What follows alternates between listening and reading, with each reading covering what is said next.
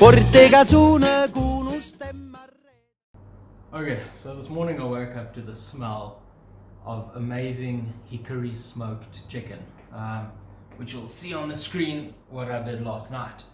And I thought to myself, that's going to be amazing on a sandwich with a bit of mayonnaise, but how can I take it and make it even better and take that leftover chicken and make it into a meal? So what I'm going to do today is I'm going to do a mac and cheese, like a traditional soul food mac and cheese with the leftover smoked chicken.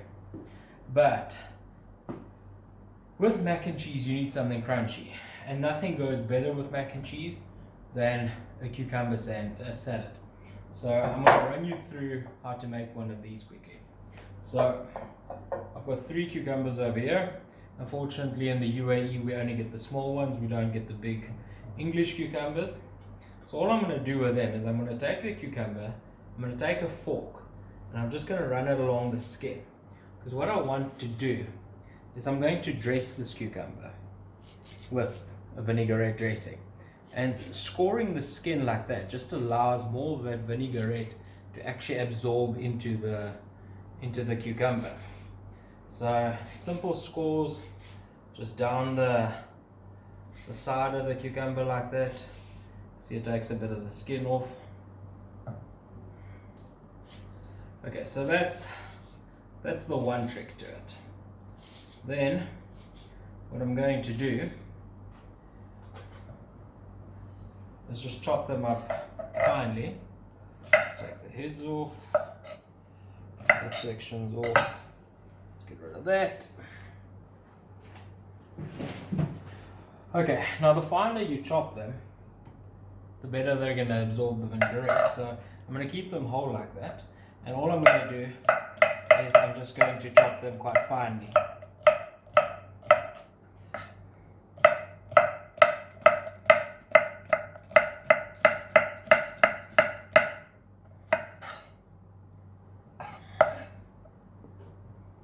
Obviously, remember when you score the skin, it makes them a bit softer, so they become a little bit harder to cut. So just make sure you're pushing the knife through, and then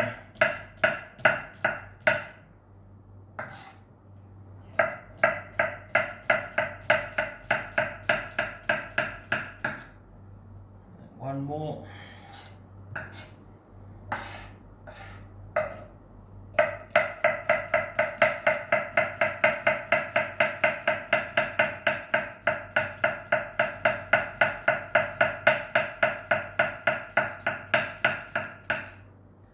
And once you've picked up all the cucumber all over your kitchen, I'm going to put it into a big glass bowl.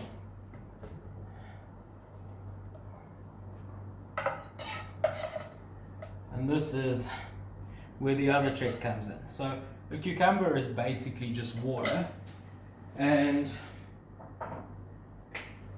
sorry, just wanted to grab some salt. So what you want to do is you want to extract this water out of the cucumber. So I'm going to cover it in a ton of salt. Now I know at this point you think that's ridiculous, or a ridiculous amount of salt, but we're going to rinse it off. So all you want to do is make sure that you cover each little slice in salt, like that. And then we're going to leave this for about 45 minutes, and you won't believe the amount of water that will be in the bottom of this bowl. So while we leave this, we're going to make a vinaigrette. Pop that over there.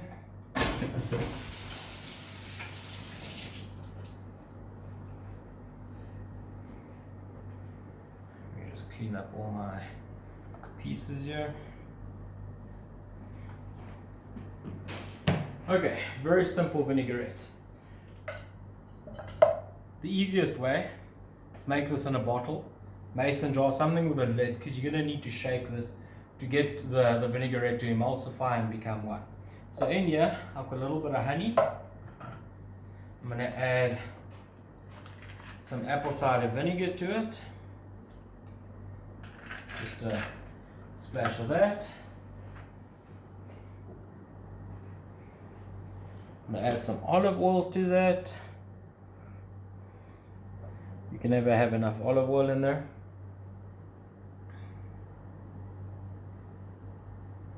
Obviously I have the slowest moving container today. Get some olive oil.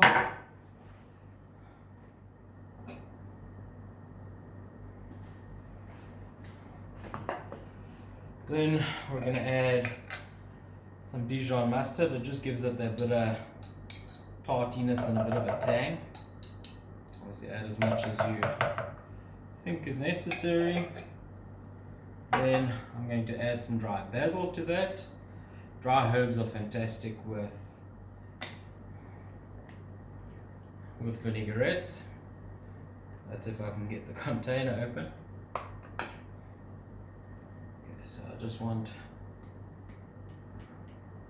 a couple of shakes of that, and then of course season it well, bit of salt,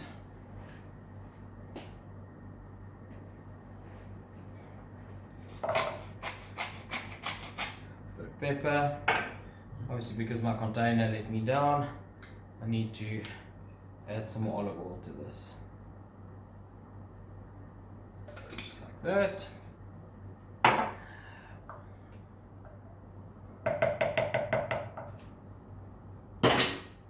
Okay, lid goes on. Make sure it's secure before you shake it. And then give it at least about 20 seconds or so. Because what you want to do is you want to emulsify, you want to mix it up, you want to make sure that you get everything in there.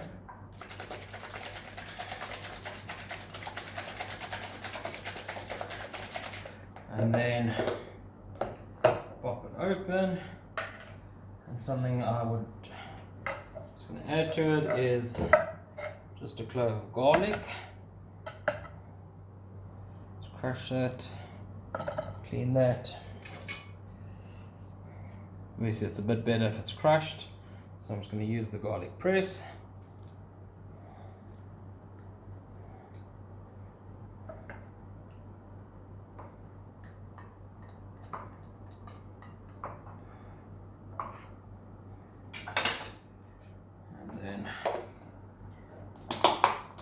Give it a further shake.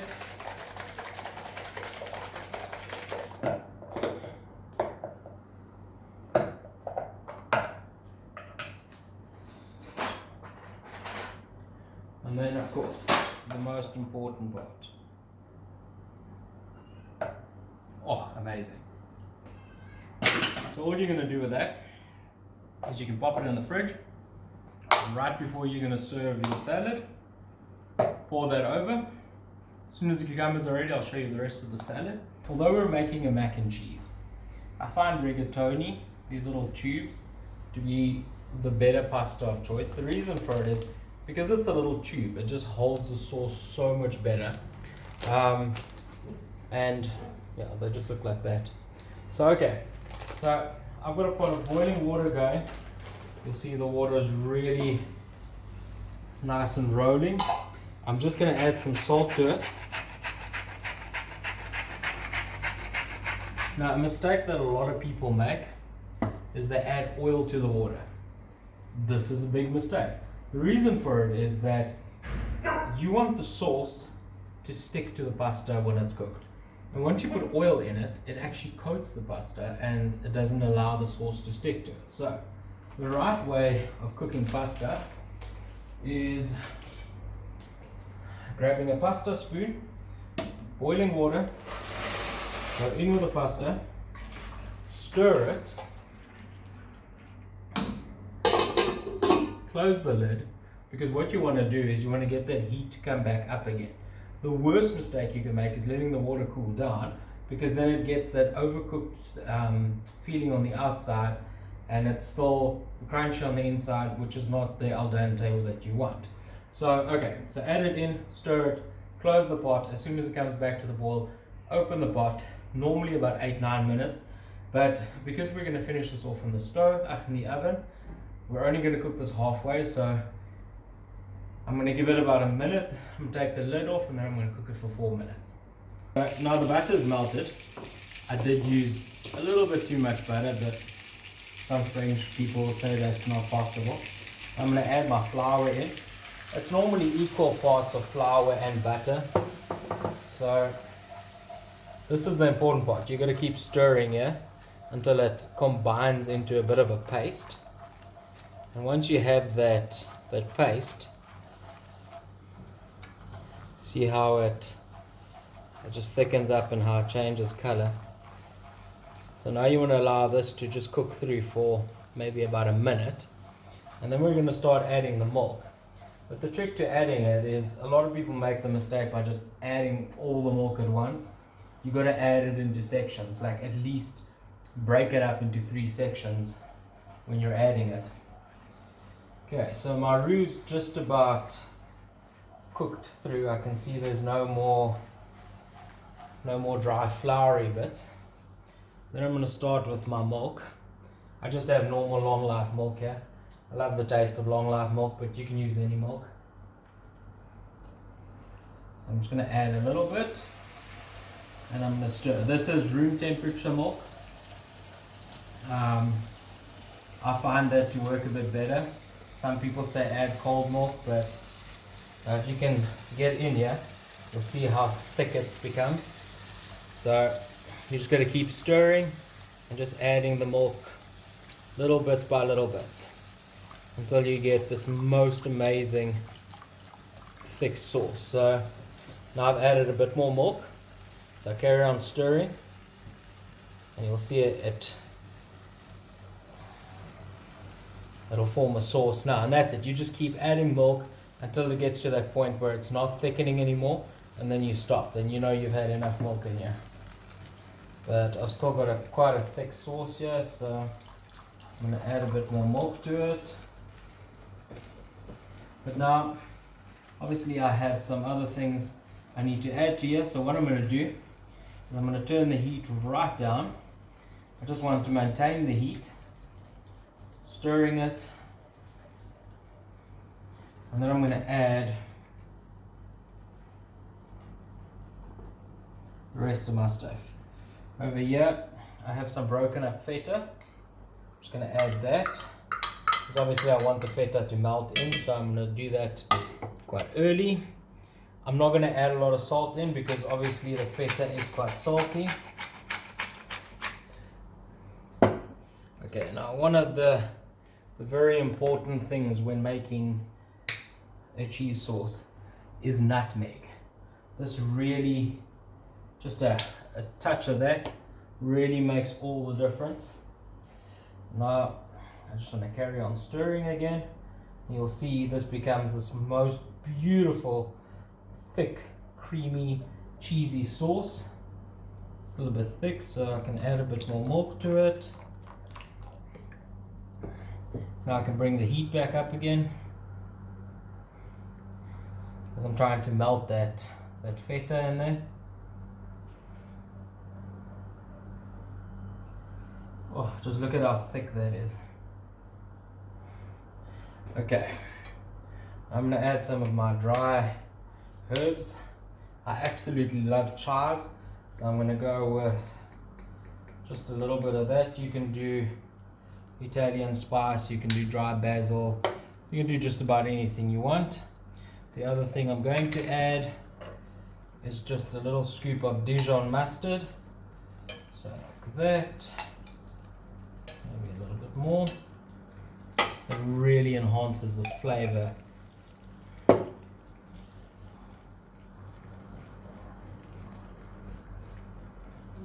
I consider I've still got to add my main cheese. This is still a bit thick, so I'm going to keep adding some milk to it. But the sauce is already so rich and so thick. Over there I've got my pasta cooked already. But now the other thing I want to do is I want to get the chicken in here. A lot of people will take the chicken and heat it up in some butter and things like that, but I think you're going to destroy the flavor profile. So all I'm going to do is I'm just going to break it in here.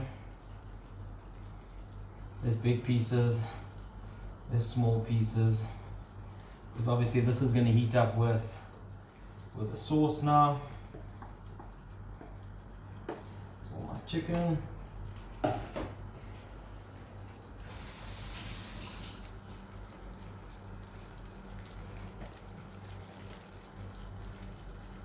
At this point, I want to switch my utensils. Grab a spoon, and I want to just fold this chicken into this sauce.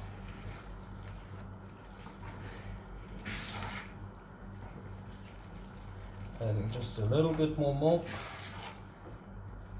Okay, running a little hot. I'm going to turn the heat down. Now the important thing is when you're adding your cheese, make sure that this pot is not boiling, because obviously there's so much oil in cheese and you don't want the cheese to separate. So you basically want it to just cool down, or just come off that aggressive boil, and then you want to just add your cheese and just stir it in and allow it to melt through. The problem with working with cast iron is it retains the heat a lot longer, but I think I'm about there. So I'm going to add all my cheese. This is just normal yellow cheddar. You can add anything you want. Pepper jack works great with this. But you're basically just looking for any form of, I prefer a yellow cheese. So Gouda, cheddar, that all works fantastic. Just look at how amazingly rich that sauce is. Okay, now that we've added all our elements,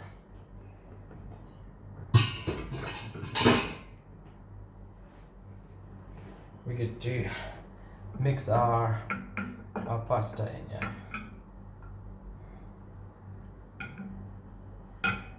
Just make sure you stir it before you rinse it off, otherwise it can get a bit sticky. I think that might be all that's going to fit into this bowl. Squeeze it in there. Make sure you cover it all. Give it a good stir. And although this looks like it's pretty ready to eat, we need to add something crunchy to the top. So I'm going to show you how to make the most amazing breadcrumbs. Trick that I learned in Italy. We're going to top this with breadcrumbs. Now the easy way is you could go and buy breadcrumbs. I like making my own. So basically what this was 6 slices of bread that I threw in the food processor, crust and all, 2 cloves of garlic and some dried herbs. And oh, if you smell it, it's amazing. So all I want to do is I want to add this to a dry frying pan. And that should do. And I just want to toast it lightly.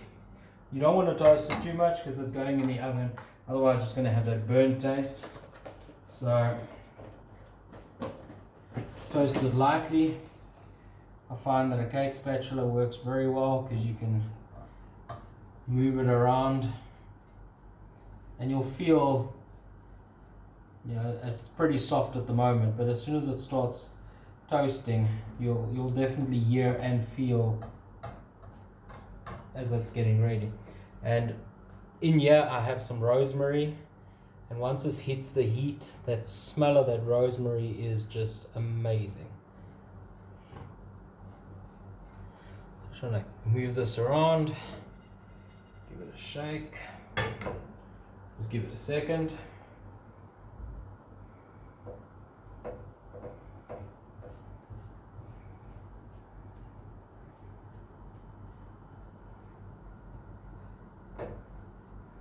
Yeah, I don't know if you can actually hear that, but you can hear how it's starting to crisp up now.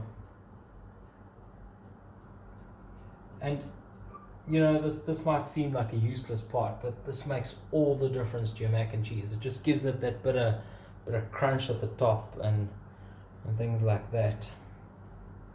I'm just going to allow this for a second while I run to the fridge.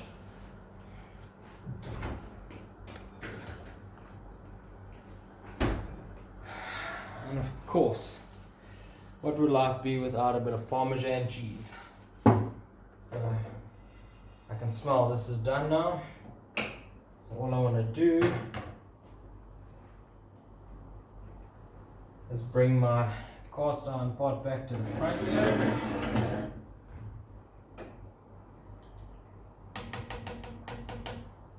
Screw knot, and I just want to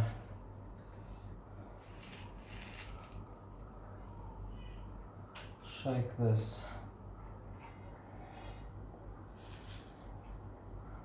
all over the place there.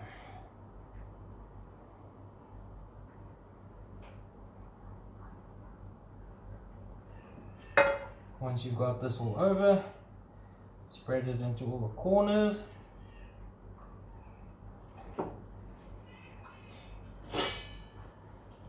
You can even hear a baby crying at the background. That's my 2-month-old son. And then all we're going to do is we're going to grate a healthy amount of Parmesan cheese over this.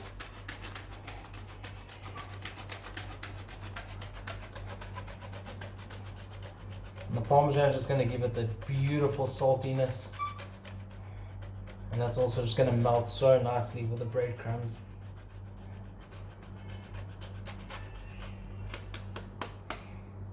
And folks, for now that is it. I'm going to shove this into an oven at about 220 degrees. Fortunately, I don't speak American, so I'm not too sure what that is in Fahrenheit. And it's going to stay in there, because consider everything is about cooked. So it's going to stay in there for maybe 20 minutes. And it's just going to go really gooey and tangy. We're going to rip it out, serve it with the cucumber salad. And I'll catch up with you guys when we do that.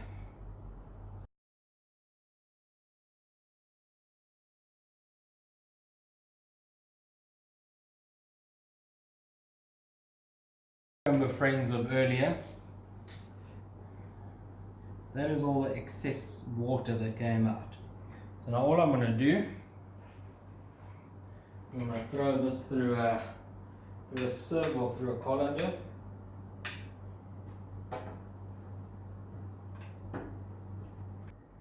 Okay, so we've drained off the excess water. All I want to do is, I've still got all that salt on there, so I'm just going to give it a quick rinse. And then I'm just going to give it a gentle squeeze just to get rid of all that water again. That goes into our bowl.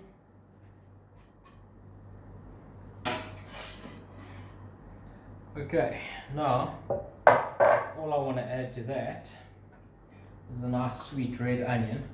But judging by the amount of cucumber that I have, I'll only use about half. Use half like that.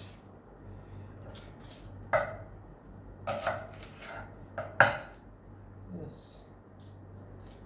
Now, looking at the size of the cucumber slices, a lot of people would dice this. What I prefer to do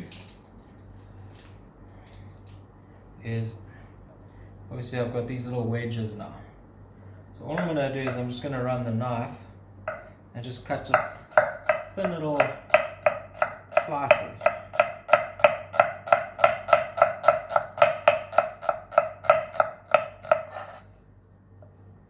This one.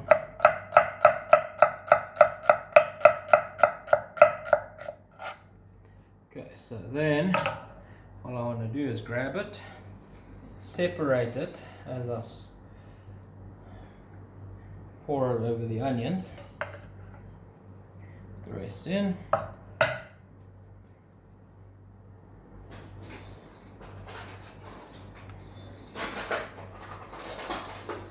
Remember our vinaigrette, just to give it a nice shake again.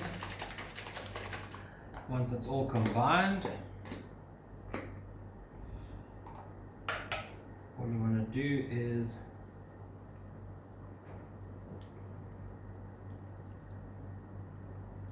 give it a good drizzle.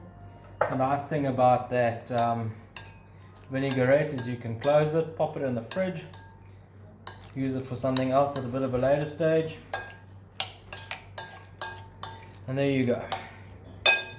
Perfect crunchy cucumber salad that goes fantastic with that mac and cheese. Mac and cheese should be coming out any minute now. I'll take it out, pop it down here and show you guys what it looks like.